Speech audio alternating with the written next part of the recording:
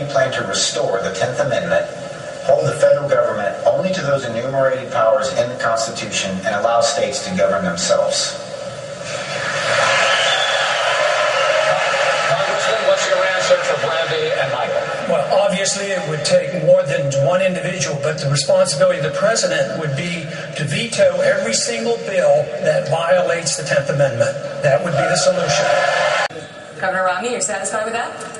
Well, it's different than what the governor put in his book just 6 months ago, and what you said in your interviews following the book. So I don't know. There's a Rick Perry out there that's saying that almost to quote, it says that the federal government shouldn't be in the pension business, that it's unconstitutional, and it should be returned to the states. So you better find that Rick Perry and get him to stop saying that. Now, my own view is that we have to make it very, very clear that Social Security is a responsibility of the federal government, not the state governments. That we're going to have one plan, and we're going to make sure that it's fiscally sound and stable. And I'm absolutely committed to keeping Social Security working. I put in my book that I wrote a couple of years ago a plan for how we can do that to make sure Social Security is stable, not just for the next 25 years, but for the next 75. Thank you. And I would like to respond to that. Go ahead, Governor Perry. Speaking of books and talking about being able to have things in your books and back and forth, and your economic advisor talked about Romney Care and how that was an absolute bust, and it was exactly what Obamacare was all about. As a matter of fact, between books, your hard copy book, you said that it was exactly what the American people needed to have that Romney Care given to them, as you had in Massachusetts. Then in your paperback, you took that line out. So speaking of not getting it straight in your book, sir, that would be a good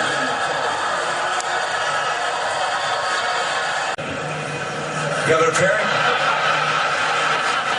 Governor Perry, we were talking about Social Security, but if you want to talk about health care, I'm happy to do that. We are going to have a round on that. I actually wrote my book, and in my book I said no such thing. What I said, actually, when I put my health care plan together, and I met with Dan Balls, for instance, of the Washington Post, he said, is this a plan that if you were president, you'd put on the nation? Have the whole nation adopt it? I said, absolutely not. I said, this is a state plan for a state. It is not a national plan. And it's fine for you to retreat from your own words in your own book, but please don't try and make me retreat from the words that I wrote in my book. I stand by what I wrote. I believe in what I did, and I believe that the people of this country can read my book and see exactly what it is. Thank you. We got plenty of questions for all the other candidates up here tonight, but I want to stick with you on this one, Governor Romney. Congresswoman Bachmann has said that President Obama... There are a lot of good ideas here on the side, whether it's cutting back on the Department of Education, making those types of reductions. I happen to believe we ought to be promoting school choice all across this country. I think the voucher system, charter schools all across this country, but there's one person on this stage that is for Obama's race to the top, and that is Governor Romney. He said so just this last week. And I think that is an important difference between the rest of the people on this stage and one person that wants to run for the presidency, being in favor of the Obama race to the top, and that is not conservative. Governor Romney. Nice try. Let me tell you what I think I do. One, education has to be held at the local and state level, not at the federal level. We need to get the federal government out of education. And secondly, all the talk about we need smaller classroom size, look, that's promoted by the teachers' unions to hire more teachers. We looked at what drives good education in our state. What we found is the best thing for education is great teachers.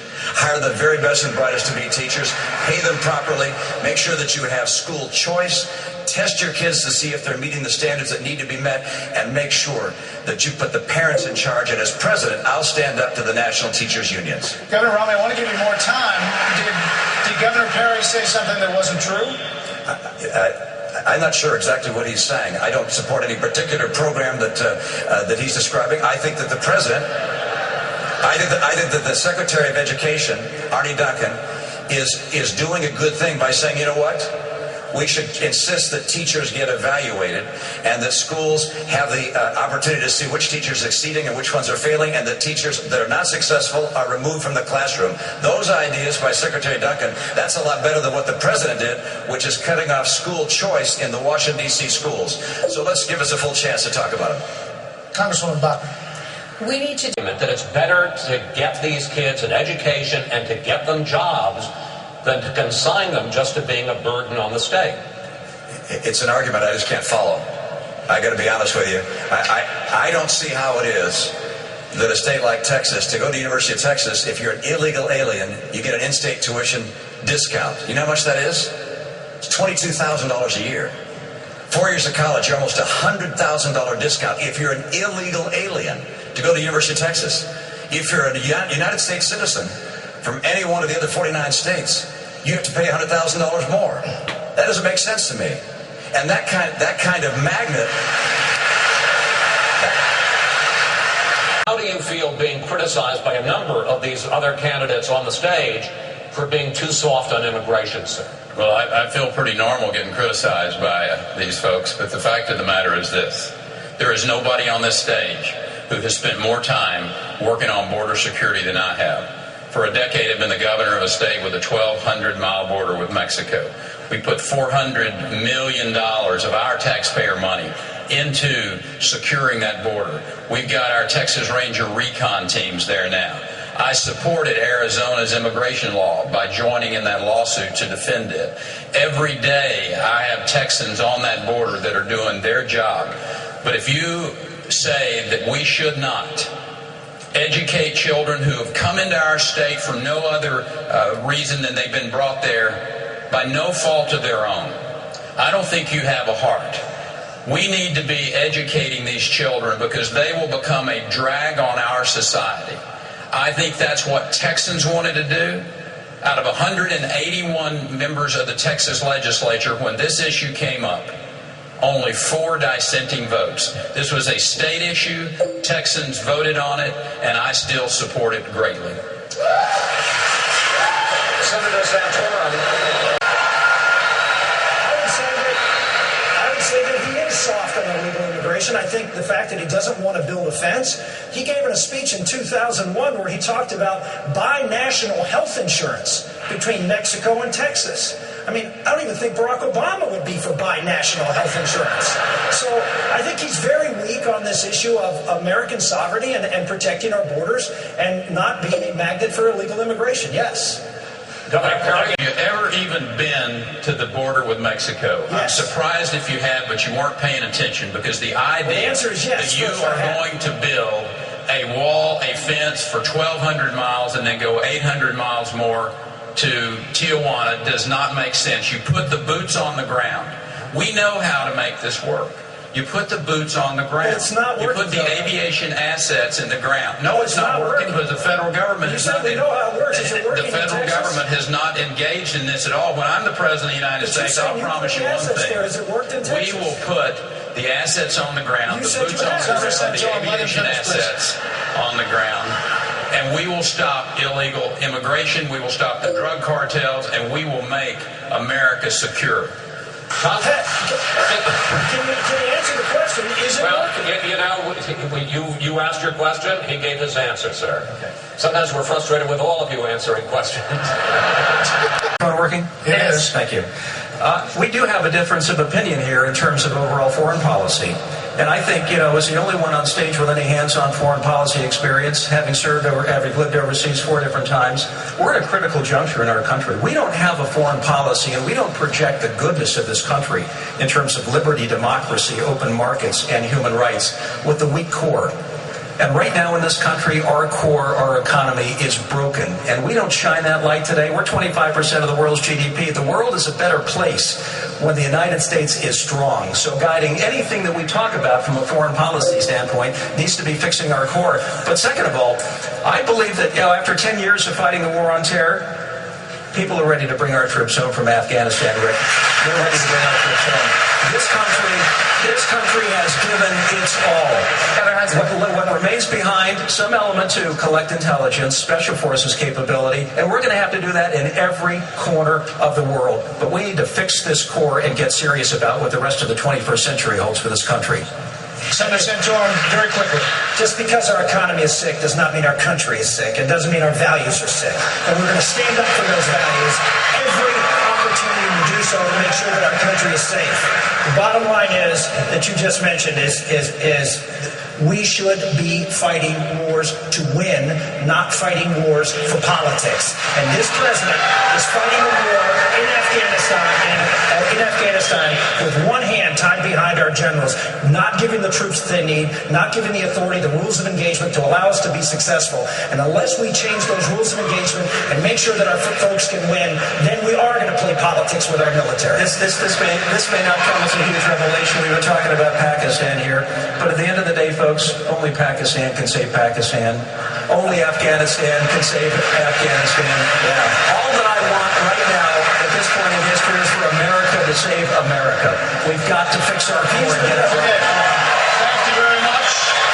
Now, to that question of Obamacare, Mr. Kane, you are a survivor of stage 4 colon and liver cancer.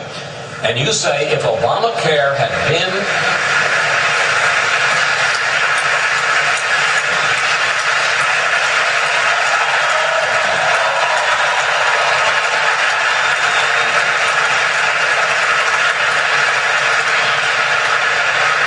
we all share in the happiness about your situation, but you say if Obamacare had been in effect when you were first being treated, you'd be dead now. Why? The reason I said that I would be dead under Obamacare is because my cancer was detected in March of 2006. And from March of 2006 all the way to the end of 2006, for that number of months, I was able to get the necessary CAT scan, tests, go to the necessary doctors, get a second opinion, get chemotherapy, get surgery, recuperate from surgery, get more chemotherapy in a span of 9 months. If we had been under Obamacare and a bureaucrat was trying to tell me when I could get that CAT scan, that would have delayed my treatment. My surgeons and doctors have told me that because I was able to get the treatment as fast as I could, based upon my timetable and not the government's timetable, that's mandated a health care decision on all 12-year-old little girls in the state of Texas. And by that mandate, those girls had to have a shot for a sexually transmitted disease.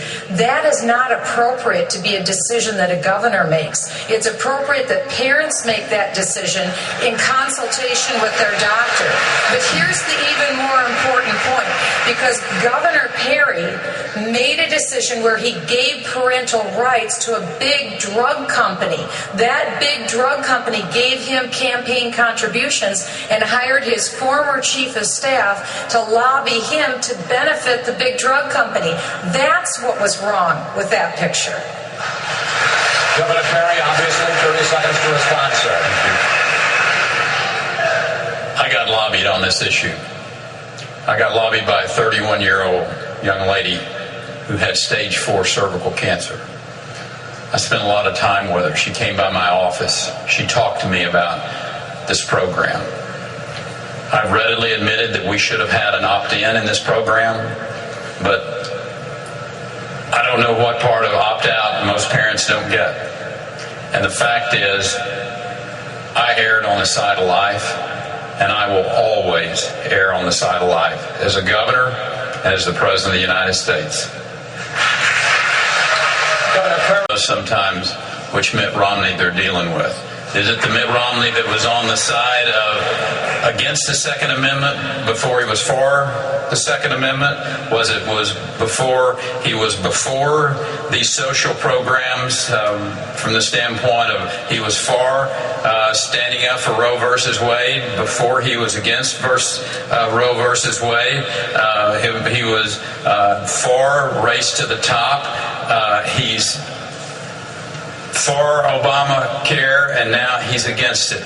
I mean, we'll wait until tomorrow and see which Mitt Romney we're really talking to tonight. Governor Romney? I'll use the same term again. Nice try. My next door neighbor's 2 dogs have created more shovel-ready jobs than this current administration.